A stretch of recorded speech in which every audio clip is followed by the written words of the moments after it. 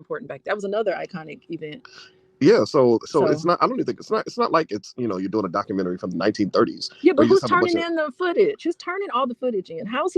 Oh, I bet you How's he researching they're this? probably paying people to Oh send in the footage. really? Yeah, Dang. I that's what wish I'm I had guessing. gone. I could be like, Jermaine Dupri, get my photos. And you know what's so interesting about stuff like that, right? Like the old footage is you think about what alcohol does. Alcohol reduces your inhibitions. Right. So if you're at Freaknik and you're just drunk and you just going with the flow and living in the moment, as somebody's walking around, think about this. When you watch old footage, there's always like that dude walking around with the camcorder at the party. Yes, there is. There Yeah. have been some when I went to Hmm. college.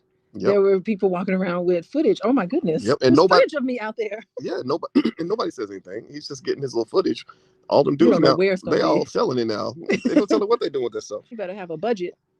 Well, Jermaine Dupri does have a budget apparently. Maybe that's the reason why he put the notice out. I'm doing a Freaknik documentary, and maybe that would garnish a lot of support to turn in. But It's what it's been doing, it's been getting a lot of buzz. yeah. Yeah, I've been seeing on social media the reaction, and people are putting up the memes like like this one, the fear that you have when you hear about they have never seen poor Oh footage. my goodness. And we're lecturing to people.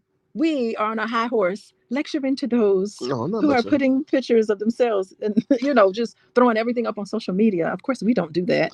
Well, you know what? And I'll tell you what. I think it's I think for a lot of people it's nostalgic, and I think it's going to be an interesting documentary to watch to some extent. But at the same time, it's kind of like, okay, what it also reminds me of is it's like kind of like Woodstock, like what Woodstock was for white people. yeah, You but know, Woodstock, from the footage I saw, like Woodstock was just a bunch of people swaying back and forth, getting high. yeah, but they were acting crazy too. Were they really? Oh yeah, Woodstock. They had all the drugs were everywhere. I got that it was kind of like peace and love. It was peace and See, love, that's how it spun. It got peace and love spun. and drugs. There wasn't Yeah, but it was violence. like, There wasn't a lot of violence. They were very peaceful. They didn't, yeah, that's what But I got. in Freaknik, most people that went to Freaknik wouldn't hurt nobody either, right? I didn't So think so. right. So if like I think for Freaknik, maybe you had a little more of a sexual kind of tension because you had The the title, two live crew, me so horny kind of era thing going on, right? 95 South, getting on 95 South. What is 95 South? That's the name of the rap group. That's a group. It's a rap group called 95 South. They did all the booty shaking music back in the 90s. Oh, me so horny. Me so horny. You never heard that group, 95 South? No, I have not. I'll have to hip you to it. Yeah, you have to hit me to that.